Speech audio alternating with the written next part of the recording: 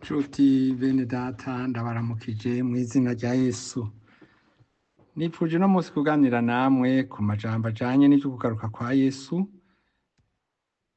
nk'uko twagiye tubiganira mu minsi iheze. Ukugaruka kwa Yesu gusigura ukuduzwa kw'ishengero, ni ukuvuga ni uguhura kwa Yesu n'abana b'Imana. Ubwa mbere reka ndabaramutse ndabifuriza umunsi mwiza, muri kumwe na Pasiteri Irene Nazwe kuri rwa rubuga rwanyu shingira intahe Imana nzima. Mukanyamishije kuvuga ngo abana b'Imana, abantu bose si abana b'Imana, ni ibiremwa vy'Imana, kuko hariho inzira yo kuba umwana w'Imana. Muri Yohana, ubutumwa bwiza bwanditswe na Yohana, igice ca mbere akarongo ka 12 harabitubwira neza.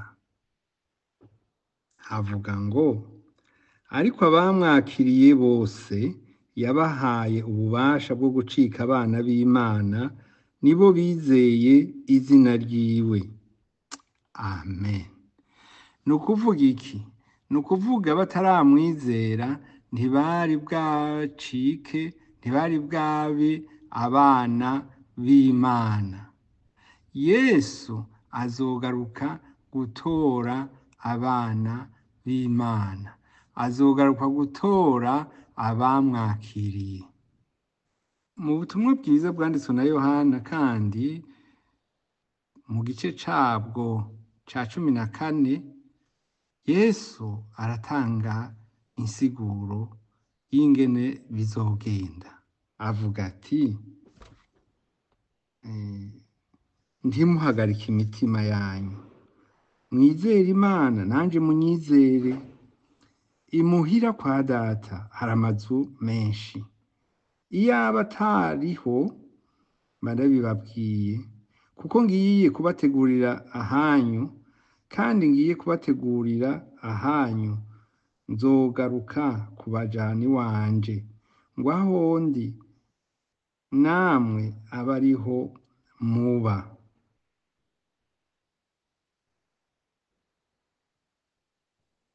Kandi iyo nja murazi inzira ijayo.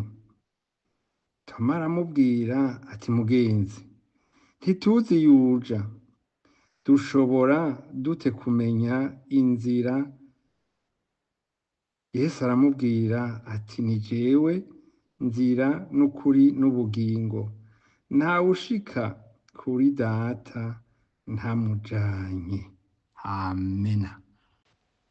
Twavuze mu kanya ngo umwami Yesu azoza kujana abana b'Imana.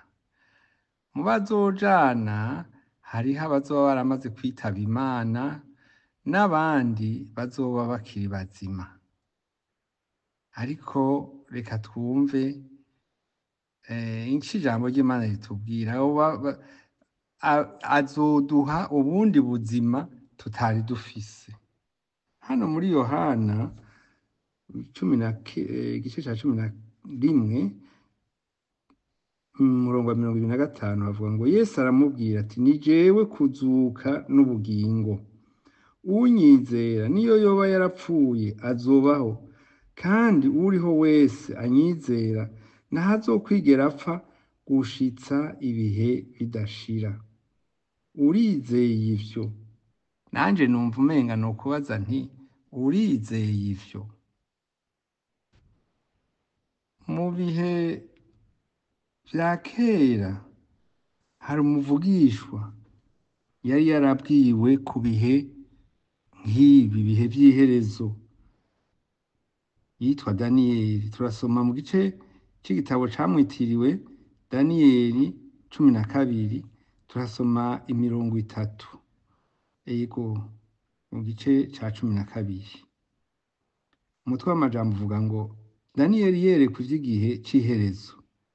Maze ico gihe Mikayeli azohaguruka, niwe mugabisha ahagarikiye ubwoko bwanyu, kandi hazoba igihe c'umubabaro utigeze kubaho uhereye igihe amahanga yabereyeho ukageza ico gihe.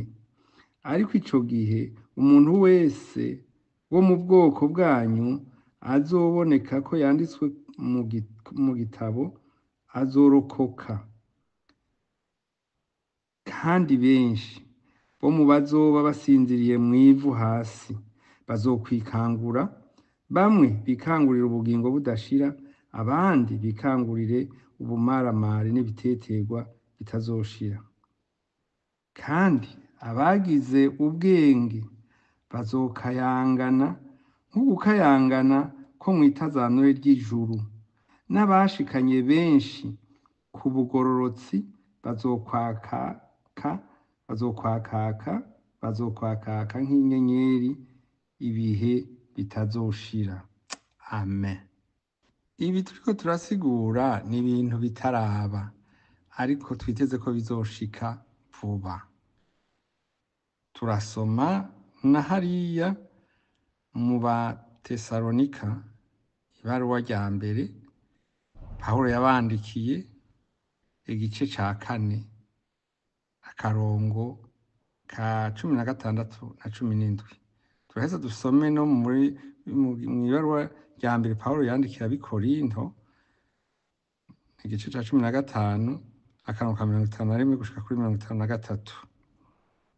Havuga hati: kuko umwami wacu ubwiwe azoza amanutse avuye mw'ijuru aranguruye ijwi rirenga, hamwe n'akamo k'umumarayika mukuru n'inzamba y'Imana, maze abapfiriye muri Kristo nibo bazobanza kuzuka.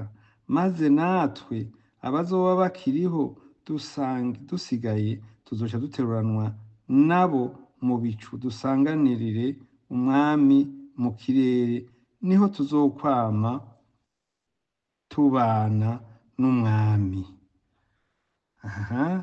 Iri jambo riratwibutsa ko dutegerezwa kwitwararika kuba turi muri Kristo, kuko abatari muri Kristo ngaha ntibavuzwe. Pawulo arongera akandika, iki gihe nawe yari yandikiye abantu b'Ikorinto, ati ndababarira akabanga, ntituzosinzira twese, ariko twese tuzohindurwa mu kanya gato, mu kanya nk'ako gukubita ingohe, aho inzamba y'iherezo izovugira. Kuko inzamba izovuga abapfuye bakazurwa batagishobora kubora, natwe tuzoca duhindurwa. Kuko umubiri ubora ukwiye kuzokwambara ukutabora, kandi uyu mubiri upfa ukwiye kuzokwambara ukudapfa. Ijambo ry'Imana riratubwira ngo kandi nk'uko abantu babikiwe gupfa rimwe, hanyuma yaho hakaza amateka, na Kristo nuko yamaze gutangwa rimwe ngo yishireko ivyaha vya benshi, azoboneka ubwa kabiri atazanywe n'ivyaha, abonekera gukiza abamwiteze. Yesu azoza gukiza abamwiteze. Mu mateka y'abizera canke muri kahise k'abizera, twarigishijwe kandi twarabwiwe inkuru y'uwitwa Eliya, yari umukozi w'Imana. Mu gihe Uhoraho yagomba kujana Eliya mu gashururu ngo amudugane mw'ijuru, Eliya na Elisa bari mu nzira bava i Gilugali. Maze Eliya abarira Elisa ati ndasigara hano, kuko Uhoraho antumye i Beteli. Elisa aramwishura ati ndahiye uguhoraho k'Uhoraho, nawe nyene ndakurahiye sintandukana nawe. Nuko baramanuka baja i Beteli. Bashitseyo, abigishirizwa i Beteli vyo kuvugishwa baza gusanganira Elisa, baramubaza bati harya urazi yuko uyu munsi Uhoraho agiye kukwaka sobuja?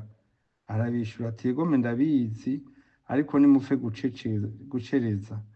Maze Eliya yongera kumubwira ati enda rero Eliza, sigara hano kuko Uhoraho antumye i Yeriko. Aramwishura ati ndahiye uguhoraho kuhoraho, nawe nyene ndakurahiye sintandukana nawe. Nuko baja i Yeriko. Bashitseyo abigishirizwa i Yeriko ivyo kuvugishwa baza kuri Eliza baramubaza bati harya urazi yuko uyu munsi Uhoraho agiye kukwaka shobuja? Arabishura ati ego ndabizi, ariko nimupfe gucereza. Eliya yongera kumubarira ati enda sigara hano kuko Uhoraho antumye i Yorodani. Nawe aramwishura kwa kundi nyene ati ndahiye guhoraho kuhoraho, nawe nyene ndakurahiye sintandukana nawe. Nuko bombi barajana, maze hanyuma bakiriko baragenda bayaga bagize batya, umukogote w'umuriro n'amafarasi y'umuriro birabatandukanya. Eliya aduganwa mw'ijuru n'agashururu. Elisa abibonye araboroga ati yewe ga datawe, yewe ga datawe, wabereye Abisirayeli imikogote n'abagendera ku mafarasi. Nuko ntiyongera kumubona ukundi, maze yitantamurira kw'impuzu ziwe azigiramwo ibitabu bibiri. Gushika n'ubu hariho abantu bagikeka ko atajuru ririho, mbere bakibaza bati aha turindiriye iki? Dufise abantu benshi bari mw'ishengero bafise ico kibazo, ngo aho vyavugiwe none ko bitaba. Ariko reka tubanze dusome inkuru ntoyi n'umurongo umwe w'uwagororokeye Imana, nawe Imana yamutoye iramujana baramuburira irengero. Si bimwe vyo kuburirwa irengero vy'iwacu, oya, yagiye heza. Ngo kandi Henoki yagendana n'Imana, araheza ntiyaba akiboneka kuko Imana imujanye. Imana yaramujanye. Ego, abantu benshi bariko bibaza ngo eka ibintu tubona, yaba Imana iriho ntiyoca ikora ikintu ubu nyene? Ndakubwire igituma Imana igitebeje kuza, igituma Umwami Yesu ataraza gushika n'iyi saha, ngiki ndakigusomere. Ibaruwa rya kabiri rya Petero, igice ca 3 akarongo k'9 havuga ngo Umwami Imana ntitebeje isezerano ryayo uko bamwe biyumvira ko iritevya, ariko yihanganira mwebwe, ntigomba ko hagira abahona, ariko igomba ko bose bihana. Ariko umunsi w'Umwami wacu uzoza nk'igisuma, aho amajuru azovaho hakaba ukwasana guhambaye, ivy'itanguriro vyose bigashongeshwa n'ikibengebenge gikaze, isi n'ibikorwa biri muri yo bigatongoka. Haleluya. Muri rya majambo twasoma mu gitabo ca Daniyeli 12:3 hatubwira ngo abashikanye abandi ku bugororotsi bazokwakaka nk'inyenyeri ibihe bitazoshira. Nashaka kukubwira ngo gushikana abandi ku kugoroka no kubabuza gukora icaha, no kubabuza gukora icaha. Berutse kumva intahe y'umuvugishwa yitwa Biba, yabujije abantu kwica abandi mu mwaka w'amagume yo mu Burundi, yongera no kubabuza kugunga abandi.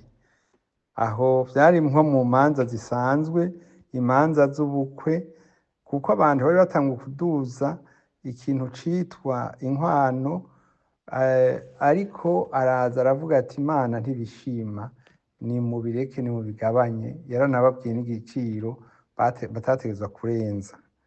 Mu nyuma haje abantu bavuga bati twebwe murabona ko twagowe twarushe, none rero ubu mu kwibohora dutegerezwa gukoresha inkomezi, dutegerezwa gukoresha izi nzira n'izi n'izi. Ivyo umukozi w'Imana yaravyamiriye kure. Nawe aho uri kumbura uriko urakomera amashi abariko barakora gutyo, kuko n'ubu muri ibi bihe ivyo bintu biriho. Ndanje ndakwihanikirije, va muri ivyo bidahimbara Imana, va muri ivyo vyo kwicira urubanza, va muri ivyo vyo guhakana Imana, va muri ivyo vyo gukora ibizira n'ivyaha, va muri ivyo vyo kuvuga abandi, va muri ivyo vyo kudaharira, kuko hariyo abantu batakoze ivyaha ariko banse kurekurira ababakoreye ivyaha. Abo ntibazoja mw'ijuru, abo ntibazokwakirwa n'Umwami Yesu, si bazobaje kurondera. Rero ndabifurije rero umunsi mwiza, Yesu abahezagire. Mwari kumwe na Pasiteri Hirene Nahazwe. Mushaka kutwandikira canke kudutera intege mu kugira commentaire canke mu kugira commentaire birashoboka. Naha nyene kuri urubuga. Mwari kumwe na Pasiteri Hirene Nahazwe. Naho ubutaha, Yesu abahezagire.